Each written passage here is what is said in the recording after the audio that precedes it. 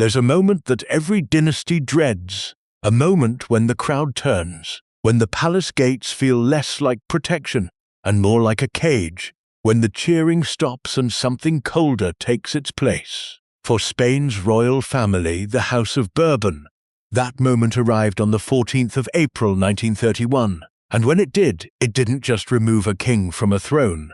It tore apart an entire bloodline, scattered a family across continents, buried sons in foreign soil, and set into motion one of the most dramatic royal sagas of the 20th century.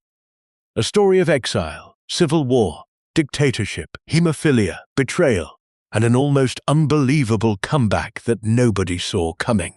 Now, to understand how the Spanish monarchy collapsed, you have to understand the man at the center of it all, King Alfonso XIII. And here is where the story already gets strange, because Alfonso became King of Spain before he ever drew his first breath. His father, Alfonso XII, had died in November of 1885, and when his widow, Queen Maria Christina of Austria, gave birth to a boy on the 17th of May, 1886, the infant was immediately proclaimed king. Literally minutes after being born, still wrapped in blankets, still crying, this baby was carried on a silver tray to the Spanish Prime Minister as proof that the Bourbon line would continue. 5 days later, in a solemn court procession, the newborn was draped with the chain of the Order of the Golden Fleece and baptized with water that had been specially brought from the River Jordan. This was not a subtle dynasty. They wanted the world to know that Spain still had a king, even if that king could not yet hold his own head up. For 16 years, his mother, Maria Cristina, ruled as regent, steering Spain through one of its most humiliating chapters, the Spanish-American War of 1898. In that conflict, Spain lost Cuba, Puerto Rico, Guam, and the Philippines, essentially the final shreds of what had once been the largest empire on earth. By the time young Alfonso came of age in 1902 and formally assumed power on his 16th birthday, he was inheriting a country that was already broken, a nation in crisis, a people that were growing deeply suspicious of the very idea of monarchy. And yet, Alfonso threw himself into the role with a kind of reckless enthusiasm that was both admirable and dangerous. He was energetic, intelligent, and genuinely loved the military life. He had grown up idolizing the Spanish army, and as king he took every opportunity to insert himself into military affairs. He took bold public positions, traveled widely, and showed real personal courage. He survived multiple assassination attempts, including one in Paris in 1905 when an anarchist threw a bomb at his motorcade during a state visit. The bomb missed Alfonso but killed several bystanders. Rather than retreating from public life, Alfonso seemed almost energized by the danger. He was a king who believed in the old model of personal sovereignty, that the monarch should lead from the front, make the big decisions, and impose his will when the politicians failed. That confidence would eventually become his undoing. On his wedding day in 1906, marrying Princess Victoria Eugenie of Battenberg, a granddaughter of Queen Victoria, a Catalan anarchist named Mateo Morral hurled a bomb disguised inside of a bouquet of flowers at the royal carriage. It killed over 20 bystanders. The future King George V and Queen Mary of Britain were among the wedding guests, and later described the horrifying sight of Victoria Eugenie returning to the royal palace in Madrid, her white wedding gown soaked in the blood of her own subjects. It was a grim omen of what was to come. But the true curse that Victoria Eugenie brought to the Spanish throne was invisible. She was a carrier of hemophilia, the so-called royal disease that had already devastated the ruling families of Europe through the bloodline of Queen Victoria. When the couple's first son, Alfonso, Prince of Asturias, was born in 1907, the infant was circumcised shortly after birth. He would not stop bleeding for hours. The doctors worked frantically, and it eventually became clear to everyone in the palace that the heir to the Spanish throne had hemophilia. King Alfonso reportedly blamed his wife for contaminating the Bourbon bloodline. The marriage, which had begun with a bomb explosion, now carried a genetic curse. Their youngest son, Gonzalo, born in 1914, would also be diagnosed with the disease. Both boys would die young in tragically similar car accidents, their hemophilia turning minor injuries into fatal internal hemorrhages. Gonzalo died in 1934 at just 19 years old after the car he was riding in swerved to avoid a cyclist near Vienna. Alfonso, the eldest, died in Miami in 1938 at the age of 31 after his vehicle hit a telephone booth. He appeared to walk away with only scratches, but for a hemophiliac, there's no such thing as a minor crash. The second son, Jamie, was born deaf, likely due to a botched mastoid operation as a child.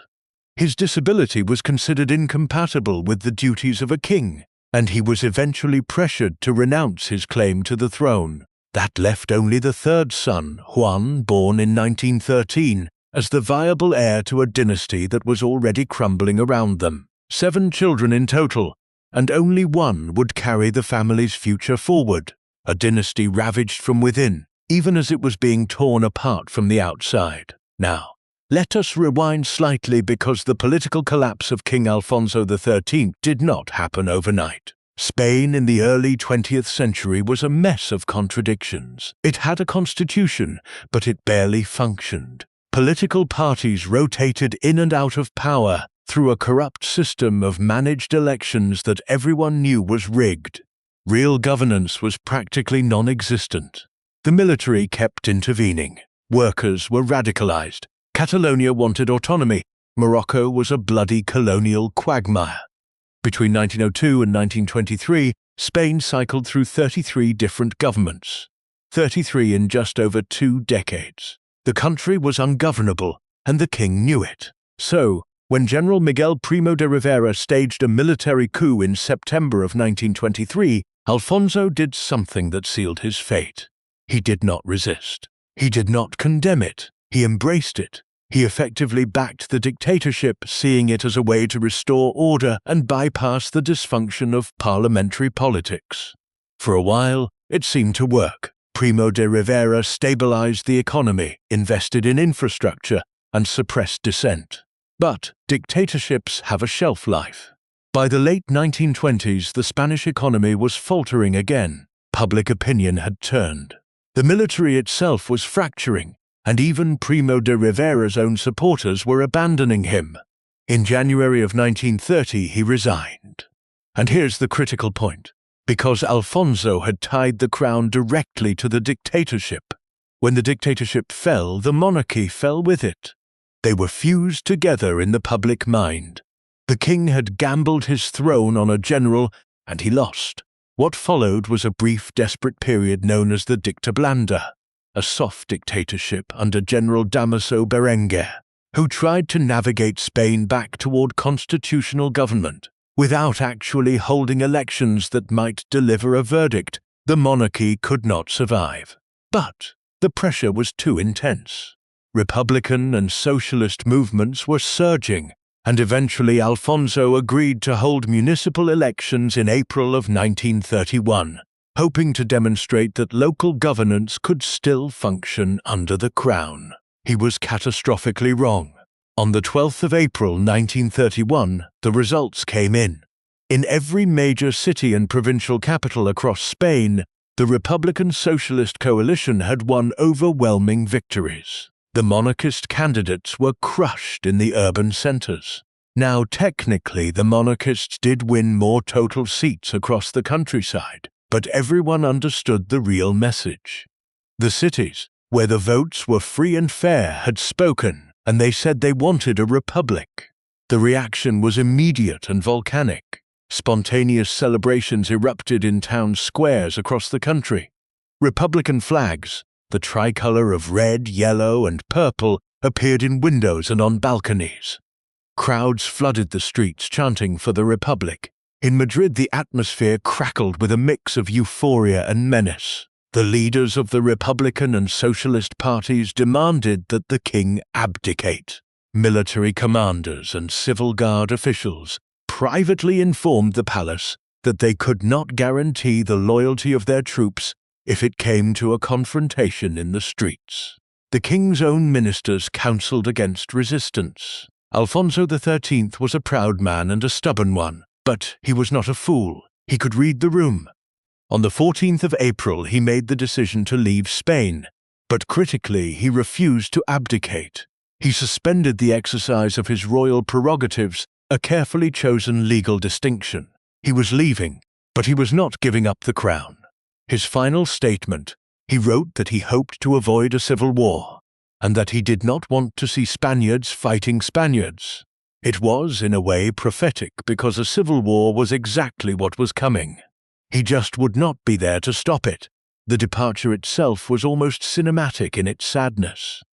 Alfonso drove from Madrid to the Mediterranean coast at Cartagena. At dawn on the 15th of April 1931, he boarded a Spanish warship. A small group of loyalists gathered on the dock to see him off. As the ship pulled away, Alfonso called out his farewell to Spain with the words, "Long live Spain." And from the shore, the response came back, "Long live the Republic." The Bourbon monarchy, which had ruled Spain in one form or another for centuries, was over. At least, that is what everyone thought. The royal family scattered. Alfonso initially went to Paris, then moved around Europe, eventually settling in Rome, where the Italian fascist government of Benito Mussolini offered him hospitality. Queen Victoria Eugenie returned to England for a time before eventually establishing herself in Lausanne, Switzerland. The marriage, already deeply strained by grief over their hemophiliac sons, and by Alfonso's well-known infidelities, effectively ended. They separated, though they never formally divorced. The king would live in hotels and borrowed apartments, watching from afar as the country he once ruled descended into chaos. Meanwhile, back in Spain, the Second Republic was declared on that same 14th of April. A provisional government was formed under Niceto Alcalá Zamora. For many Spaniards, it was a moment of hope, a chance to build a modern democratic state, free from the corruption of the old monarchist system. New elections were held, a constituent assembly drafted a progressive constitution, and reforms were launched in education, land redistribution, and the separation of church and state. But the republic was fragile from the start. Almost impossibly so. It was besieged from the right by monarchists, military officers, the Catholic Church, and conservative landowners who saw their privileges threatened. The Church in particular was furious. The new constitution separated church and state, dissolved the Jesuit order, and restricted religious education in response.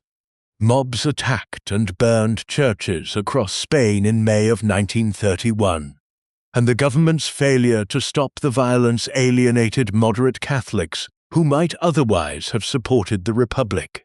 And from the left came anarchists, communists, and radical socialists who thought the reforms were not going far enough, fast enough. Land reform moved at a glacial pace. Workers' wages remained pitiful. Revolutionary strikes paralyzed entire regions. Spain was a country of irreconcilable extremes, where the moderates were outnumbered by zealots on both sides, and the center could not hold. The Republic was trying to build a modern democracy on a foundation of centuries-old grievances, and the foundation was cracking faster than anyone could repair it. In 1932, the new Republican government confiscated all of the former king's properties in Spain, a deliberate act of political punishment. The Cortes formally declared Alfonso guilty of high treason, effectively banning him from ever returning. His vast estates, palaces, and personal wealth within Spain were seized by the state. The Bourbons, once the richest family in the country, were now dispossessed exiles living on the charity of foreign governments and whatever personal funds they had managed to move abroad. The Republic lurched from crisis to crisis. A right-wing military coup was attempted in 1932 by General San Giorgio and failed. A miners' revolution erupted in Asturias in 1934 and was brutally suppressed. Political assassinations became routine. By 1936, Spain was a powder keg, and in July of that year, a group of military officers led by generals including Francisco Franco launched an armed uprising against the elected Republican government. The Spanish Civil War had begun. Alfonso, watching from Rome, initially believed that the military uprising would restore him to the throne. He supported the nationalists, contributed what he could, and even sent his son Juan to Spain in 1936 to join the fight. But Juan was arrested near the French border by General Mola, one of the leading rebel commanders, and expelled from the country. The message was clear. The nationalists did not want the Bourbons back, not yet, perhaps not ever. In September of 1936, Franco himself declared that the nationalists would not restore Alfonso as king. This was a devastating blow. The man Alfonso had supported, the man he had hoped would bring him home, had publicly rejected him. Franco was building his own regime, his own cult of personality, and there was no room in it for a Bourbon restoration. Alfonso's dream of returning to the throne was effectively dead. The Civil War raged for 3 brutal years, from 1936 to 1939, and it was one of the most savage conflicts Europe had ever seen. It was not just a war between a government and rebels. It was an ideological battleground for the entire continent. Nazi Germany and Fascist Italy poured weapons, planes, and troops into Franco's nationalist cause. The Soviet Union backed the Republic, as did volunteers from around the world who joined the international brigades. The bombing of Guernica by the German Condor Legion in April of 1937 became a symbol of the horrors of modern warfare, immortalized by Picasso's famous painting. By the time it ended, an estimated 500,000 people were dead. Hundreds of thousands more had fled the country. And Spain was a landscape of rubble, mass graves, and shattered communities. When Franco's nationalists declared victory in April of 1939, a new era of authoritarian rule began that would last nearly 4 decades. Franco declared himself head of state, caudillo of Spain by the grace of God, and he would hold that power for 36 years, ruling with an iron fist, suppressing regional languages and cultures, executing political opponents, and maintaining a suffocating grip on every aspect of Spanish life. And what of Alfonso? He remained in Rome, increasingly frail, increasingly irrelevant. His health had deteriorated badly. The stress of exile, the loss of his sons, the collapse of his marriage, the rejection by Franco, it had all taken a crushing toll. On the 15th of January 1941, Alfonso finally did what he had refused to do a decade earlier. He formally abdicated the Spanish throne in favor of his third son, Juan, the Count of Barcelona. 6 weeks later, on the 28th of February 1941, Alfonso XIII died in Rome at the age of 54. He was buried at the Church of Santa Maria in Montserrat, the Spanish national church in Rome. His remains would not be returned to Spain until 1980, nearly 4 decades later, when they were finally interred at the royal burial site of El Escorial. Now, the story might have ended there, a fallen dynasty fading into historical footnote. But this is where the Bourbon saga takes its most extraordinary turn. Franco, despite rejecting Alfonso personally, never actually abolished the monarchy. In fact, in 1947, he passed the law of succession, which officially declared Spain to be a kingdom, with Franco himself serving as regent and head of state until a suitable king could be chosen. It was a brilliant piece of political theatre. By maintaining the fiction of a monarchy, Franco kept the monarchists in his coalition happy, while retaining all actual power for himself. He had no intention of giving up control. The question of who would be king was simply deferred indefinitely.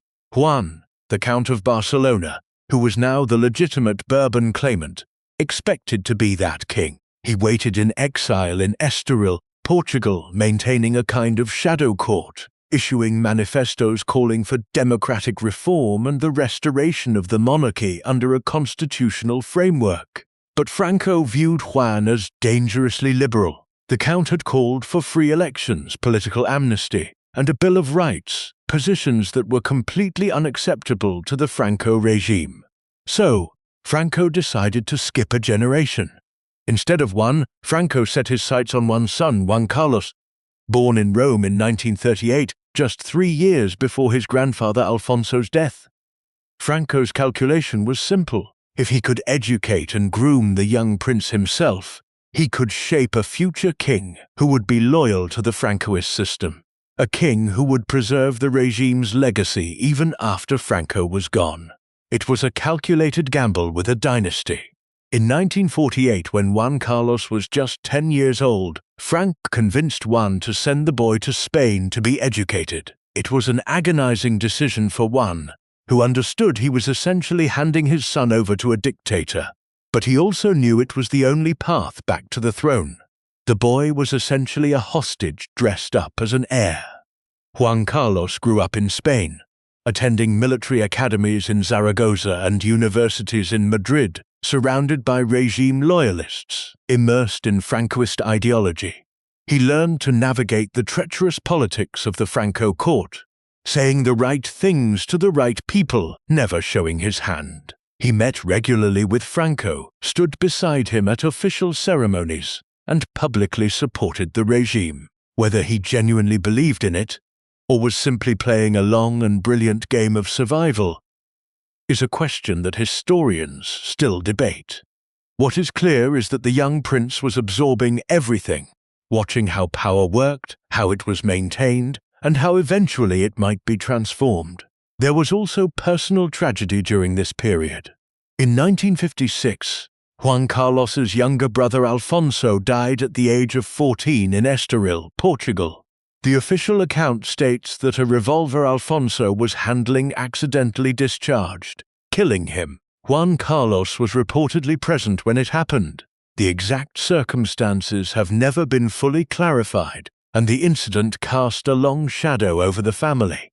It was yet another death, yet another grief, added to the already heavy ledger of Bourbon sorrows.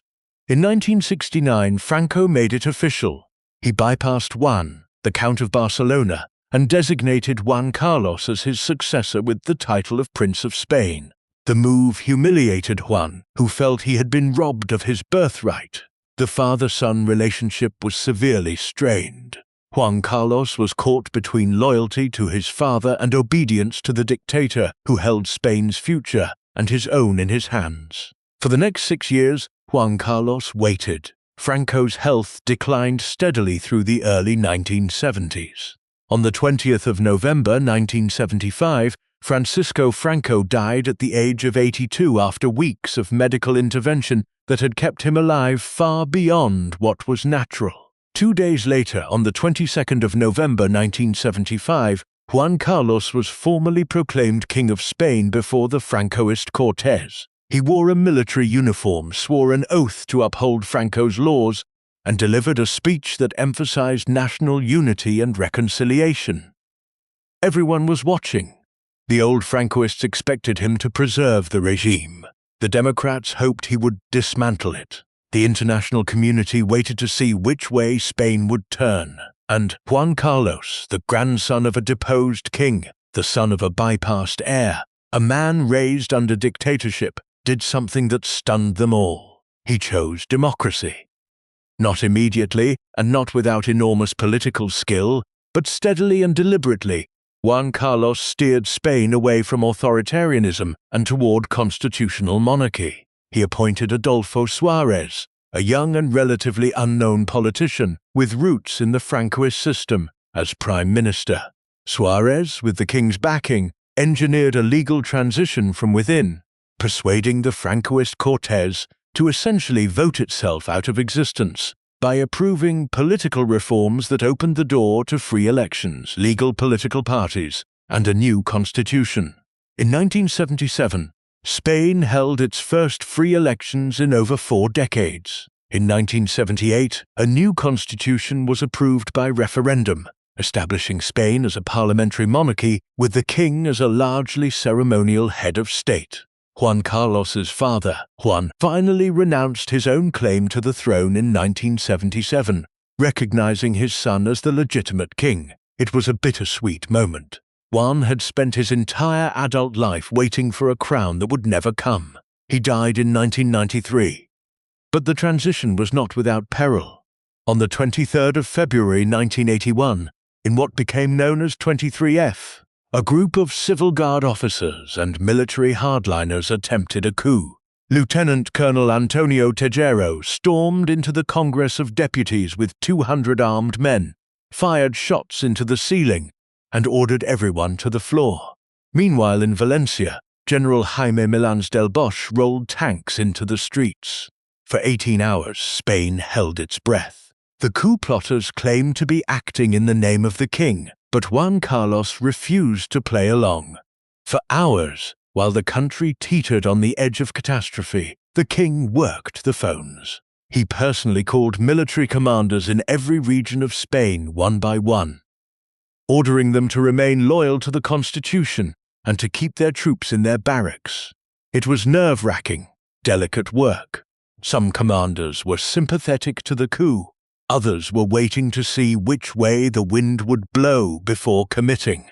Juan Carlos had to convince each of them that backing the plotters would mean the end of the monarchy, the end of stability, the end of everything Spain had built since Franco's death. Then, at approximately 1 in the morning, 6 hours after the storming of Congress, he appeared on national television in his Captain General's uniform and delivered a brief, firm address to the nation.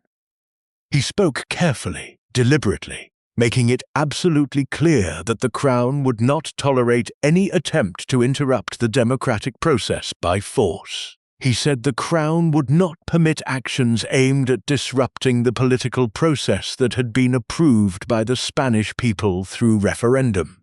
It was not a rousing speech. It was something better. It was authoritative. By dawn, the coup had collapsed. Tejero surrendered inside the Congress building. The tanks in Valencia withdrew to their bases. Democracy had survived its most dangerous night, and Juan Carlos emerged as its savior, at least in the eyes of much of Spain and the watching world. It was by any measure his finest hour. For nearly 3 decades after that, Juan Carlos was one of the most popular monarchs in Europe. He was credited with shepherding Spain through its most dangerous passage since the Civil War. He was charming, accessible, and seemed genuinely committed to the democratic project his grandfather had failed to protect.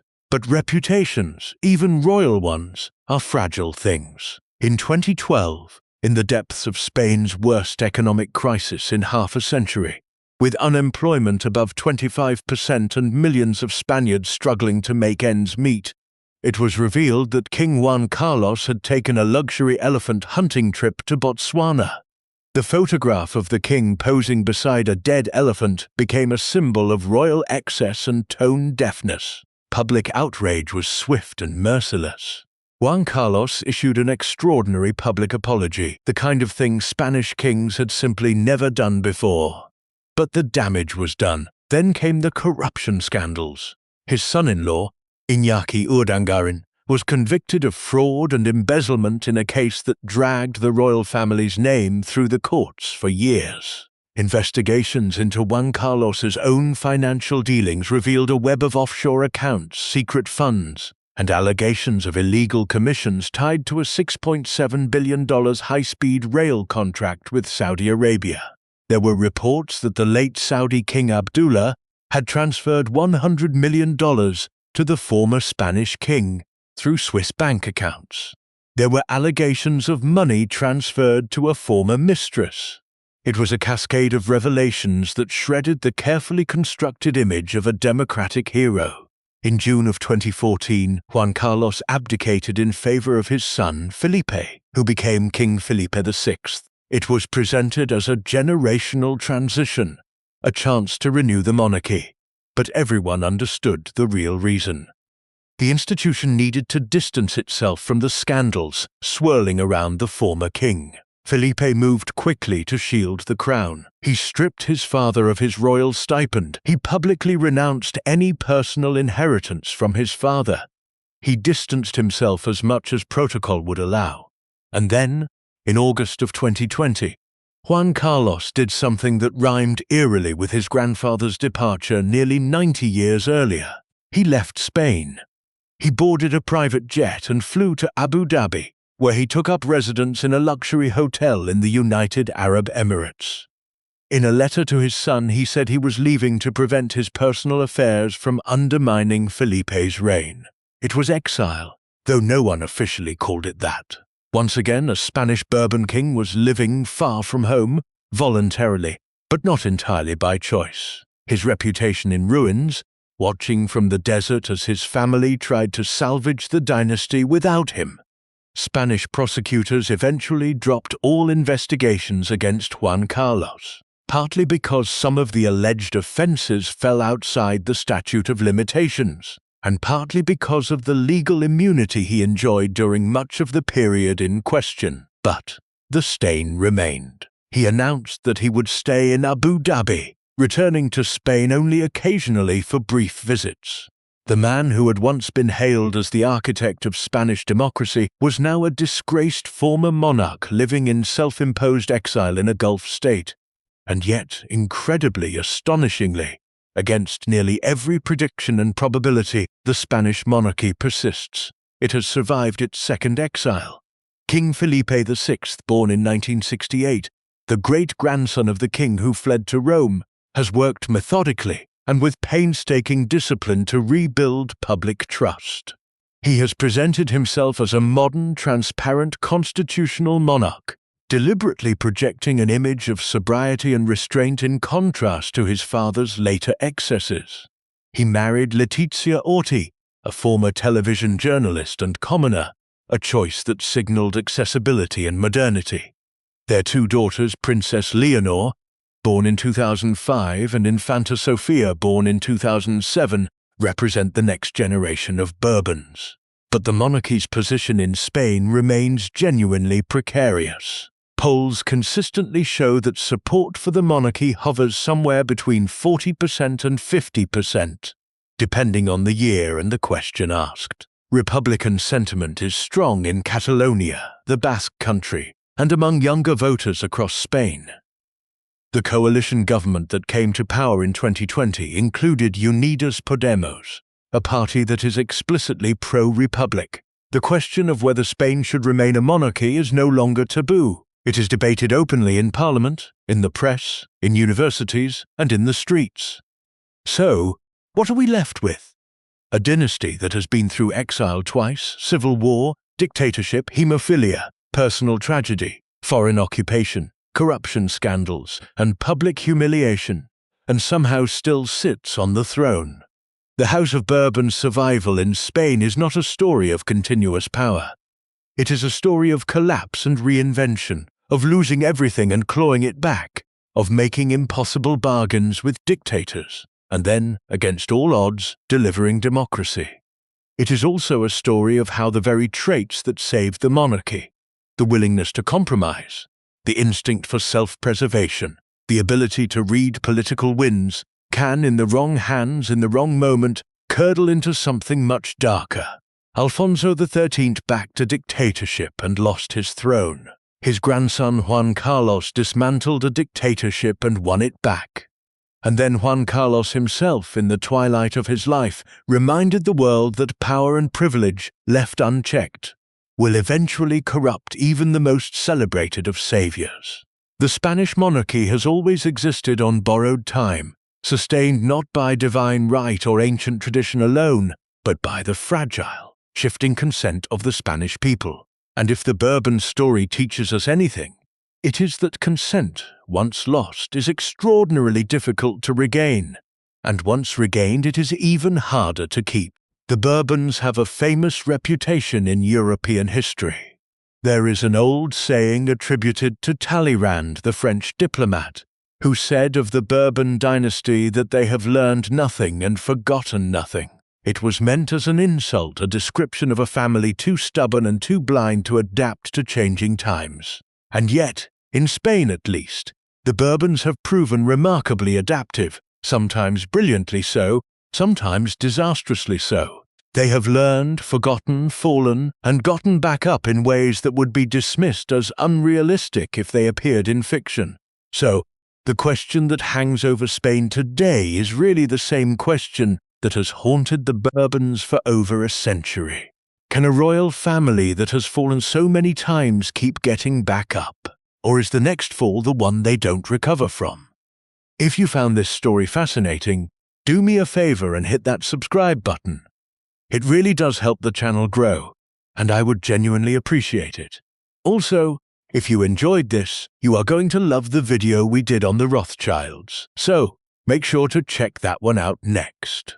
Thanks for watching, and I will see you soon.